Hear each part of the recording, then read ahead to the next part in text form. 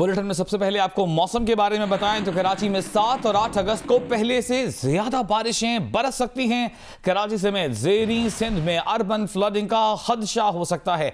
महकमा मौसमियात ने खबरदार कर दिया। महकमा मौसमियात का कहना है कि रान ऑफ कच्छ और खलीज बंगाल में बनने वाले हवा के कम दबाव का सिस्टम यकजा होकर 6 अगस्त को सिंध में दाखिल होगा।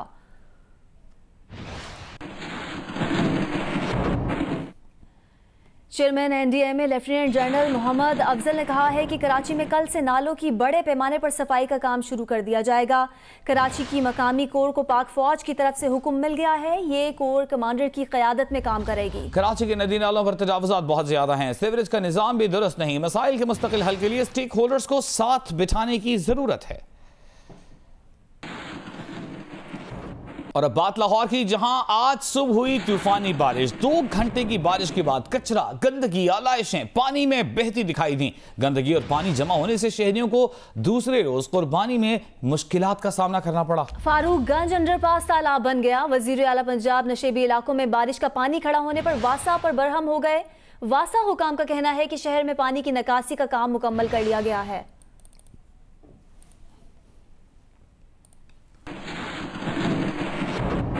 गोश्त आपका, मसाला हमारा, मसाला हम लगाएंगे। कराची में रेस्टोरेंट्स की जानिब से ये सहूलत फराहम की जा रही है, जहां आप अपने कुर्बानी के गोश्त को चटपटे मसालेदार गोश्त में तब्दील करा सकते हैं। मजीद बता रहे हैं नुमाइंदा जियो न्यूज़ कावर खान।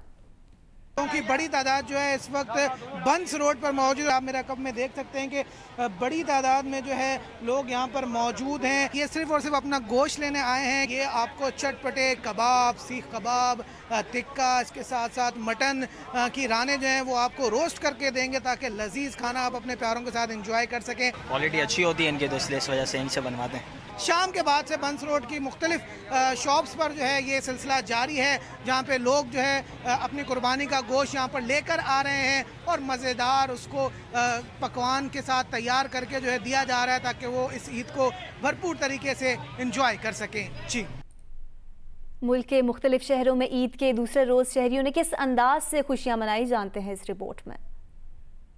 ईद उल अज़हा पे कुर्बानी और गोश्त को बांटने के बाद बारी आती है पुरतकल्लुफ दावतों की। मैं इस वक्त एक ऐसी फैमिली के साथ मौजूद हूँ जिन्होंने अपने अजीज रिश्तेदारों की दावत के रखी है। आज हमने बिरयानी बनाई है, कढ़ाई बनाई है, कलेजी बनाई है, सीख कबाब और टिक्के वगैरह, रशियन सैलेड बनाई है हमने और कस्टर्ड बनाया है।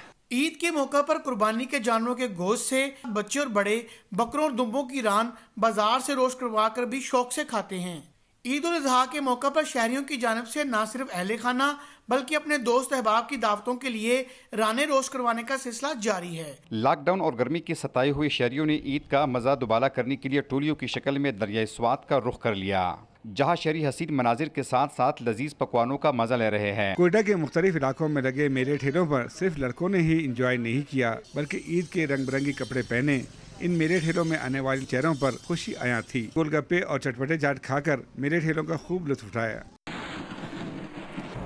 तहरीक इंसाफ के रुकने सिंध असम्बली अब्बास जाफरी ने सोशल मीडिया पर एक बयान में कहा है कि कराची वालों, क्या आप तैयार हैं विफाक के ज़ेर इंतज़ाम इलाका बनने के लिए? आर्टिकल 149 की शिक 4 के तहत वज़ीर आज़म किसी भी इलाके को विफाक के ज़ेर इंतज़ाम करार दे सकते हैं। अब होगा कराची आज़ाद। इसके जवाब में वज़ीर तालीम सिंध सईद गनी ने सोशल मीडिया पर बयान में कहा कि जब वज़ीर आज़म इमरान खान न्याज़ी ही आइन और कानून की समझ से फारिग हों तो उनके पीछे चलने वालों का भी हाल ऐसा ही होगा। बनी गाला इमरान खान न्याज़ी की जागीर है, कराची उनकी जागीर नहीं कि वो जो चाहे कर लें। पाकिस्तान में चीन के सफीर याओ जिंग ने कहा है कि पाकिस्तान अफगानिस्तान में अमन और इस्तेहकाम लाने के लिए सर तोड़ कोशिशें कर रहा है। जिन्स के प्रोग्राम जरगा में गुफ्तगू करते हुए चीन के सफीर का कहना था कि पाकिस्तान मुआशी सरगर्मियों का मरकज बनने की सलाहियत रखता है। अफगान लीडर्स भी इलाकाई राबितों को यकीनी बनाने के लिए मोटरवे के साथ साथ पाकिस्तान के साथ रेलवे लिंक में भी दिलचस्पी रखते हैं। ये खुसूसी इंटरव्यू आप देख सकेंगे पीर की रात 10:05 पर प्रोग्राम जरगा में। The current peace process and reconciliation process is very important for Afghanistan. But I always find in the minds of the Afghan leaders and the Afghan people that they are very much keen to have the regional connectivity. They are very keen to have not only the motorway links with Pakistan, to upgrade the motorway. They would like to have more railway links. So in my mind, if in the future, a railway from Gwadar to Kandahar, to Balochistan, Kandahar, and to the Central Asia, it could be a very, very, I should say,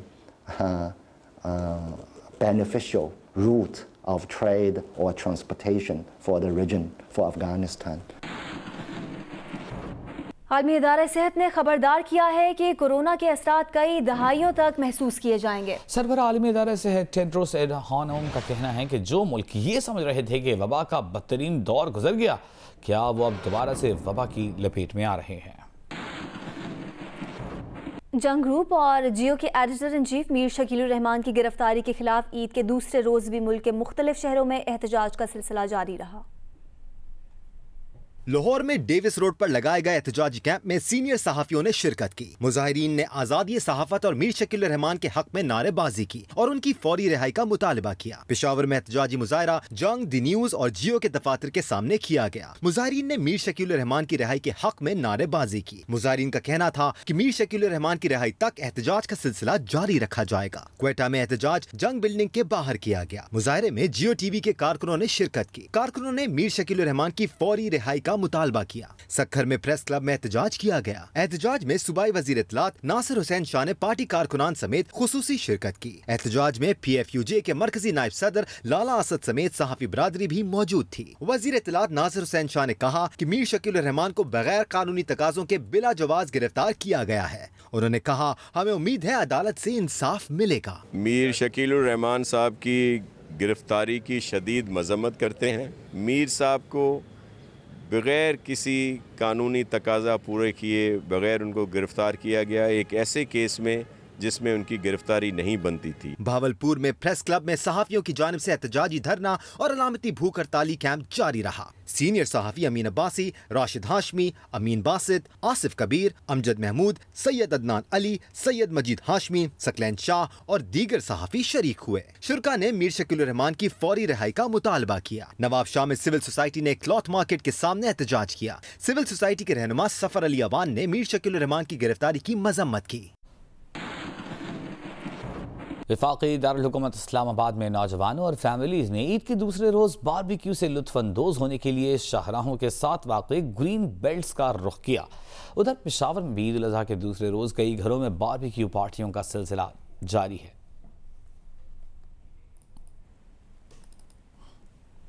Mangu एक बार फिर आ रहा है। ईद के तीसरे दिन दोपहर 3:30 बजे। अब देखना ना भूलिएगा।